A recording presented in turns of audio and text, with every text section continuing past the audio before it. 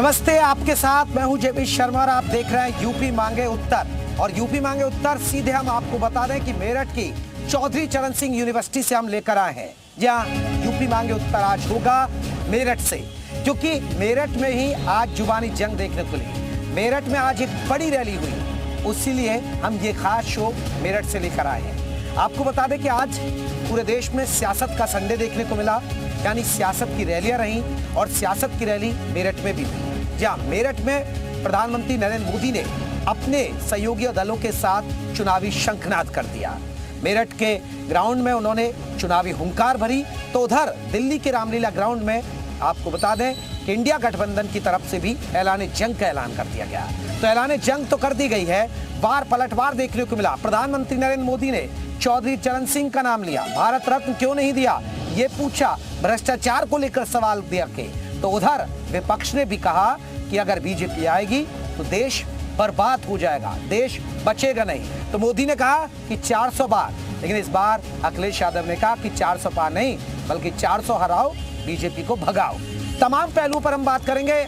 आज यूपी मांगे उत्तर में कैसे वार पलटवार हुआ, यानी दिल्ली से चुनावी हुंकार तो यहाँ क्रांतिकारियों की जमीन मेरठ से प्रधानमंत्री नरेंद्र मोदी ने चुनावी शंखनाद किया है। कैसे वार पलटवार हो रहा है, पहले आप रिपोर्ट देखिएगा, फिर हम तमाम पहलुओं पर हम बात करेंगे।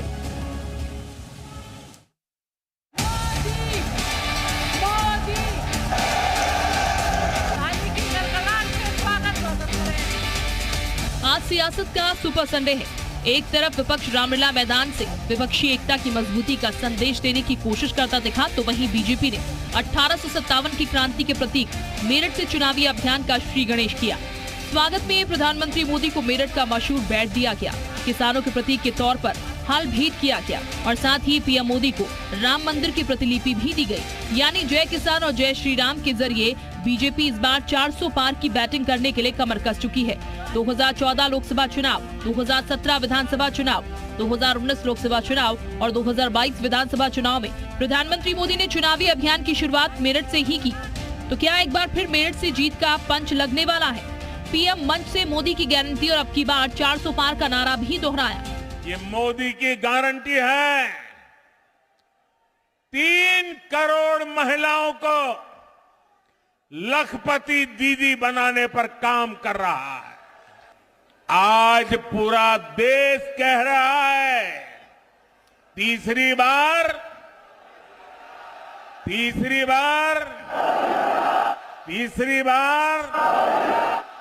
4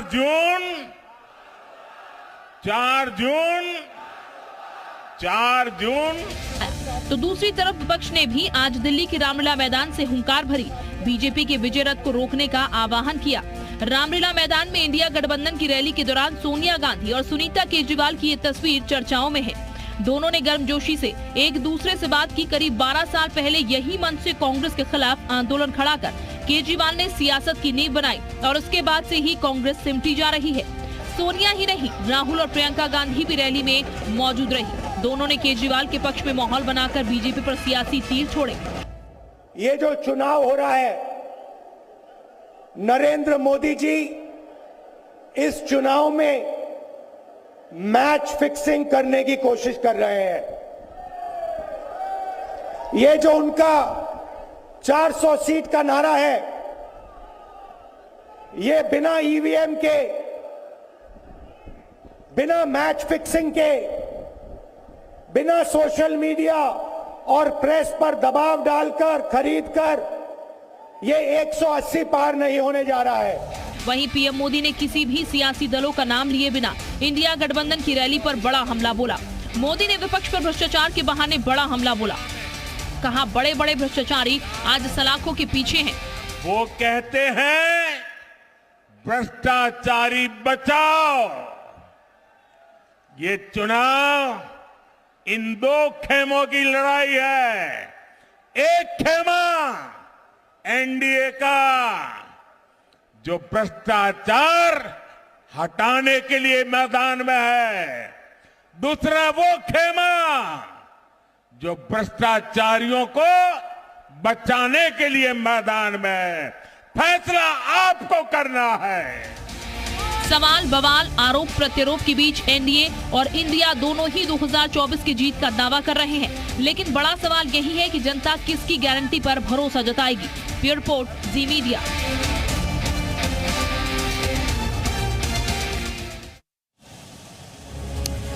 तो आपने देखा वार पलटवार हो रहा है, कैसे एक दूसरे पर हमला किए जा रहे हैं। आपने देखा कि प्रधानमंत्री नरेंद्र मोदी जमकर बरसे मेरठ में, तो वहीं विपक्ष की जो रामलीला ग्राउंड के अंदर रैली हुई वहां से भी हमले किए गए। आपको कुछ बड़ी बातें बता देते हैं दर्शकों को जल्दी कि प्रधानमंत्री नरेंद्र मोदी ने आज जो पीएम में चुनावी शंखनाद किया, पीएम मोदी ने मेरठ के अंदर, वो कुछ बड़ी बातें बता देते हैं। उन्होंने क्या कुछ बड़ी बातें कही। उन्होंने कहा कि कांग्रेस ने चौधरी चरण सिंह को भारत रत्न नहीं दिया। यहाँ ये शो भी चौधरी चरण सिंह यूनिवर्सिटी से हो रहा है। उन्होंने यही बात उठाई कि चौधरी चरण सिंह को भारत रत्न कांग्रेस ने नहीं दिया।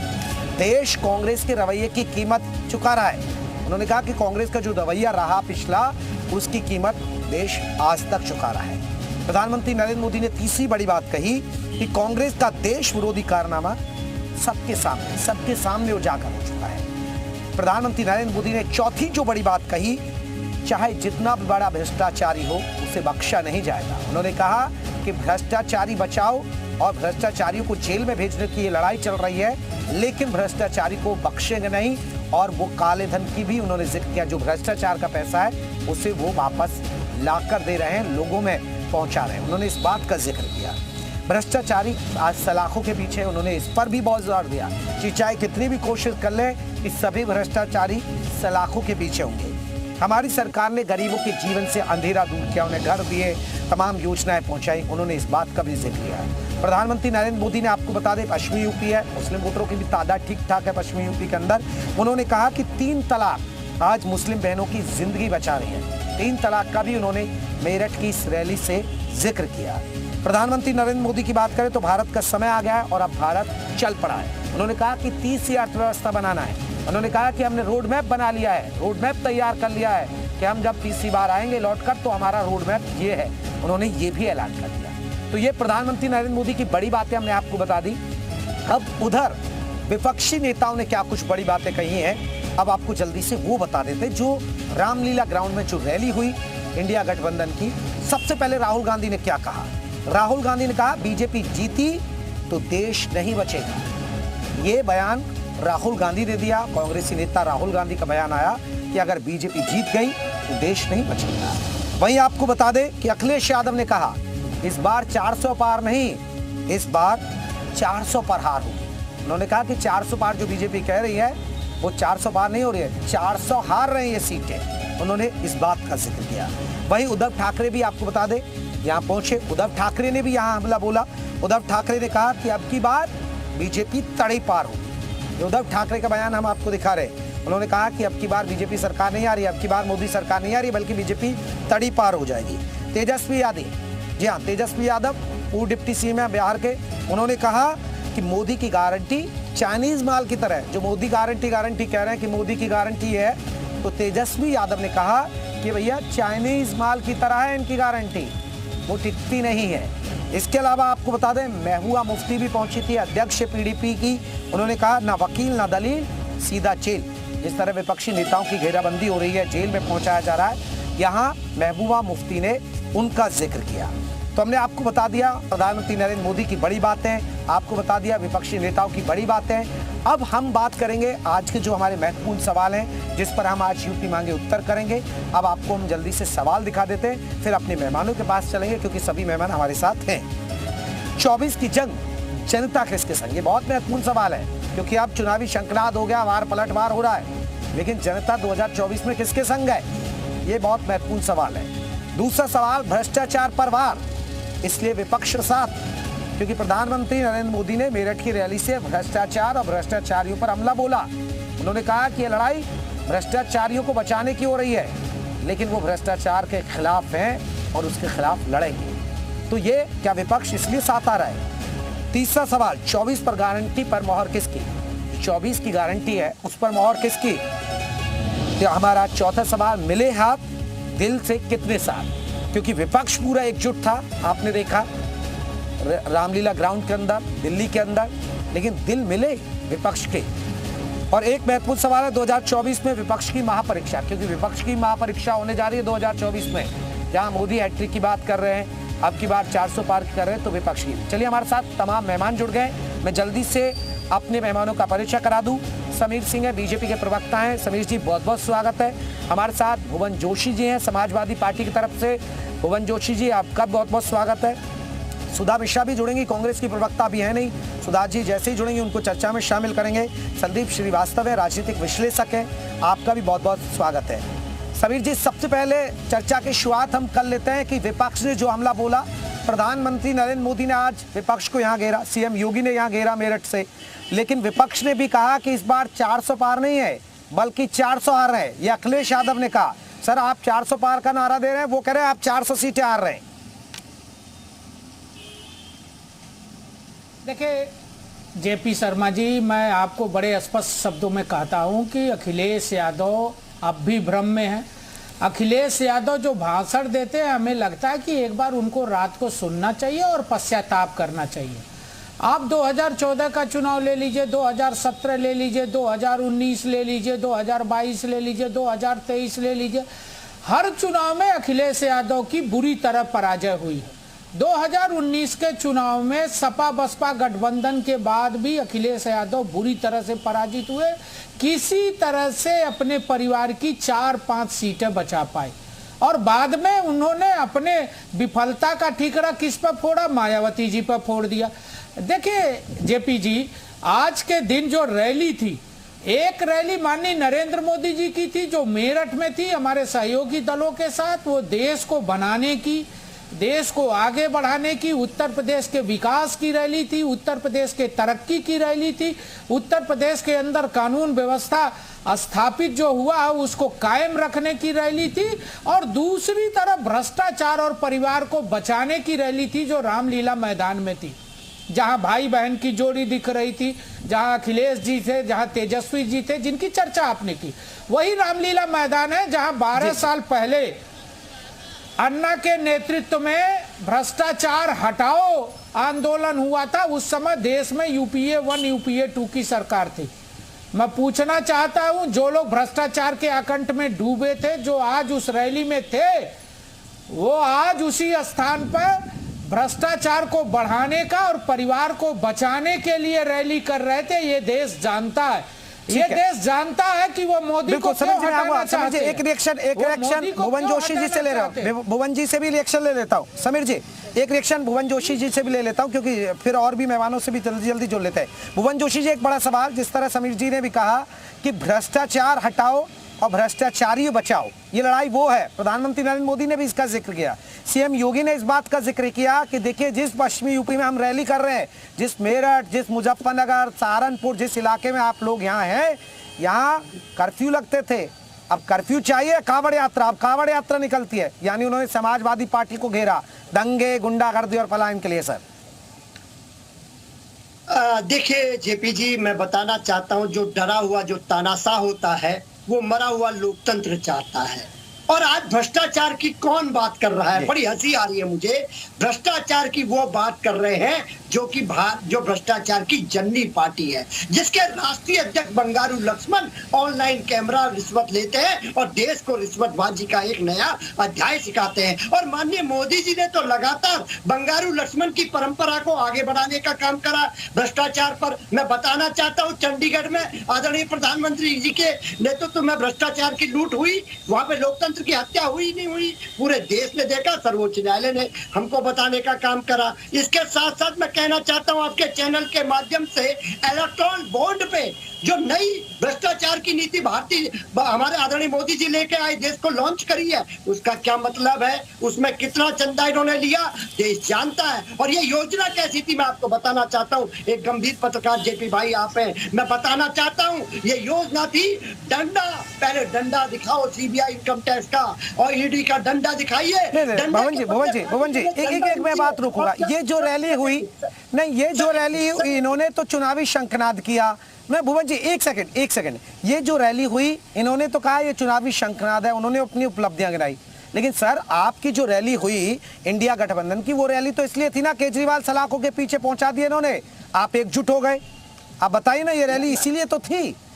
मैं उसी विषय पे आ जाता हूँ, अपनी रैली पे भी आ जाता हूँ।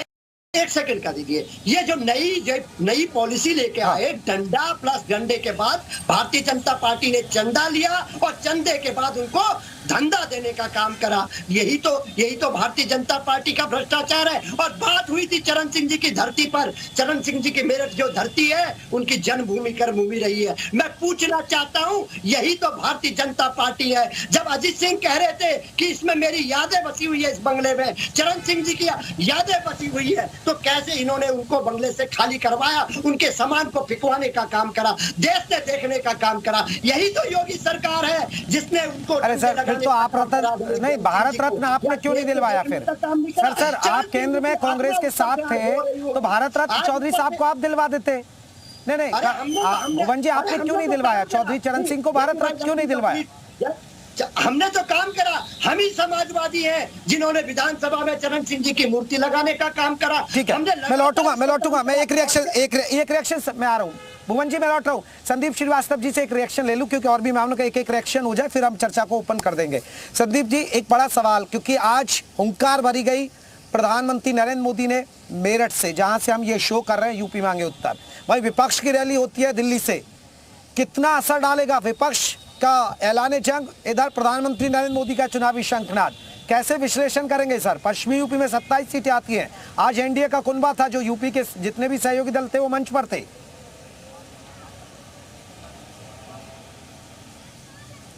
प्लेन एक बहुत महत्वपूर्ण मुद्दा रहा है, बहुत जाकर, और मुस्लिम, जैसा कि आपने अपने इंट्रो में बताया कि मुस्लिम बाहुल क्षेत्र भी माना जाता पश्चिमी उत्तर प्रदेश, वहाँ पे मोदी जी ने जो अपनी रैली की और जो बातें कही है, जो बातें इंडिया गठबंधन ने रामलीला मैदान में कही है, देखिए इन दोनों बातों का, क्योंकि राजनीतिक पार्टियां हैं वो अपनी तरह से अपने विषयों को रखती हैं, और ये भी सत्य है कि देखिए पिछले अगर 10 वर्षों की बात की जाए तो मोदी जी का जो ग्राफ है वो कहीं से भी आपको गिरता हुआ नहीं दिखाई देगा। लेकिन जो बात भ्रष्टाचार पे कही जा रही है कि सारे भ्रष्टाचारी एक जगह उस जगह पे इकट्ठे हुए, जो समीर सिंह जी बात कह रहे थे कि जहाँ पे अन्ना ने भ्रष्टाचार के खिलाफ आंदोलन किया, और वहीं पे वो सारे भ्रष्टाचारी इकट्ठा हो गए। और आखिर मोदी जी का जो ध्येय वाक्य है कि इस देश को भ्रष्टाचार से मुक्त कराना है, लेकिन जो भुवन जोशी जी कह रहे हैं कि सारे भ्रष्टाचारी जो है वो ऐसी कौन सी वॉशिंग मशीन बीजेपी के पास है कि वहां पे जाते हैं वो सारे लोग मुक्त हो जाते हैं। तो देखिए ये जनता को तय करना है कि 24 का जो चुनाव है वो किस आधार पर मोदी की नीतियों पर लड़ा जाएगा, या विपक्ष की जो जिस तरीके से विपक्ष के तरीके से आप देखिए अभी समाजवादी पार्टी के गठबंधन में आज ही एक टूट हो गई, पल्लवी पटेल उनसे अलग होके पीएम बना, उन्होंने पीडीए की जगह पीडीएम बना दिया उन्होंने। तो ये ऐसे बड़े हैं जिसपे संदीप जी एक चीज मैं जानना चाह रहा हूँ। संदीप जी ये लड़ाई मुझे जो लगा, ठीक है, विपक्ष की जो लड़ाई देखने को मिली रामलीला ग्राउंड में, विपक्ष इकट्ठा हुआ कि केजरीवाल जेल में पहुंचा दिए, सीबीआई सीडीआई का दुरुपयोग किया जा रहा है। ये जो रैली हुई विपक्ष की, इसमें जनता के मुद्दे कहाँ थे? यहाँ तो अपना बचाव करने के मुद्दे थे। ये बड़ा विषय था, जिन मुद्दों पे बात करनी चाहिए थी उन मुद्दों पे विपक्ष में भटकाव दिख रहा था। ये महत्वपूर्ण विषय है क्योंकि जिसपे मोदी जी ने अपने मेरठ की रैली में टारगेट किया है। तो देखिए बहुत महत्वपूर्ण है कि जो बेहद मुद्दे रहे हैं, चाहे बेहद खास मुद्दे रहे, उन मुद्दों पे विपक्ष अभी भी एकजुट होता हुआ नहीं दिखाई दे रहा है, जो कि मुझे लगता है कि 24 के चुनाव में जयप्रकाश जी, मुझे लगता है कि वो एक बड़ा अहम मुद्दा होगा कि किस तरीके से एनडीए वर्सेस इंडिया, एनडीए की जो लीड है, एनडीए में खासकर बीजेपी ने जिस तरीके से अपने कार्यकर्ताओं के अंदर स्फूर्ति भरी है चुनाव को लेकर, उस चुनावी धरातल में भी अगर आप देखिए तो अभी बीजेपी बहुत आगे चल रही है, लेकिन विपक्ष भी अपने तरीके से प्रयास कर रहा है। ऐसा नहीं कहा जा सकता कि राजनीतिक पार्टियां जो है वो नहीं करती हैं, बिल्कुल विपक्ष भी लड़ाई कर रहा है। समीर जी आपने अभी समीर जी आपने भुवन जी को सुन लिया, भुवन जी ने आपकी पूरी फेहरिस्त बना दी कि देखिए भ्रष्टाचार की जननी तो बीजेपी रही है, आपके अध्यक्ष को भी कटघरे में खड़ा कर दिया, उन्होंने तो इलेक्टोरल बॉन्ड का सवाल उठा दिया कि उसमें कितना भ्रष्टाचार हुआ। सर जवाब देंगे समीर जी? देखिए जेपी जी, मैं 2 बातें जरूर कहूंगा। एक तो हमको लगता है कि भुवन जी को कोई जानकारी नहीं, उन्होंने चौधरी चरण सिंह की बात कही, इनको समझ आनी चाहिए कि चौधरी चरण सिंह की जन्मभूमि रामाला शुगर मिल की क्षमता भारतीय जनता पार्टी के मुख्यमंत्री योगी आदित्यनाथ जी ने 500 करोड़ रुपया दे के बढ़ाई। पश्चिमी उत्तर प्रदेश जहां पहले और दूसरे चरण का चुनाव है, गन्ना सबसे बड़ा मुद्दा पहले होता था, योगी जी की सरकार ने 1,40,000 करोड़ रुपया गन्ना मूल्य भुगतान किया और आज किसानों का एक एक पैसा गन्ना मूल्य दिया गया भाजपा की सरकार में। किसान सबसे बड़ा मुद्दा होता था। आज किसान हमारे साथ है, लोकदल हमारे साथ है। चौधरी चरण सिंह जी को भारत रत्न किसने दिया? माननीय मोदी जी ने दिया। भाई समाजवादी पार्टी क्यों नहीं दे दी? कांग्रेस के अंदर गठबंधन में थे, चुनाव लड़ रहे थे, 17 का चुनाव लड़े थे और किसानों की बात करते हैं। आज इनके पेट में दर्द होता है। ये बताया ना कि उत्तर प्रदेश में सरकार में रहते कितनी शुगर मिलें चलाए। हमने तो शुगर मिल चलाया, ये 20 शुगर मिलें उत्तर प्रदेश में किसानों को बेच दिए। ये नौजवानों का रोजगार बेचते थे।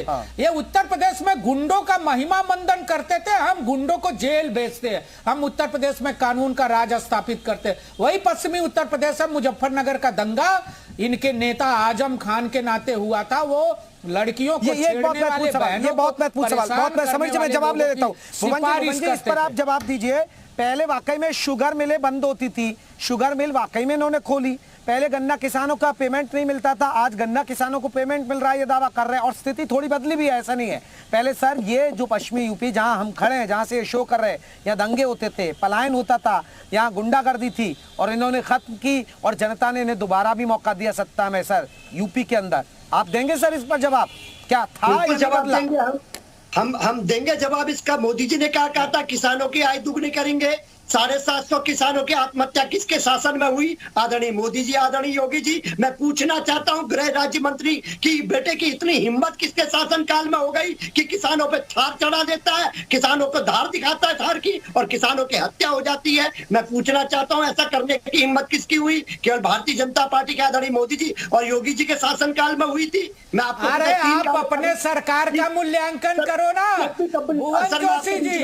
हमारी सरकार में जो अपराध करेगा उसको सजा मिलेगी। समीर जी मैंने आपके बीच में नहीं बोला ना, मैं ऐसी बहस करता। मेरे बारे में पता कर लीजिएगा, मेरे को सुन लीजिए। मैं कह तो रहे अपनी सरकार की उपलब्धि बता दो ना, अपनी सरकार की उपलब्धि बता दो ना।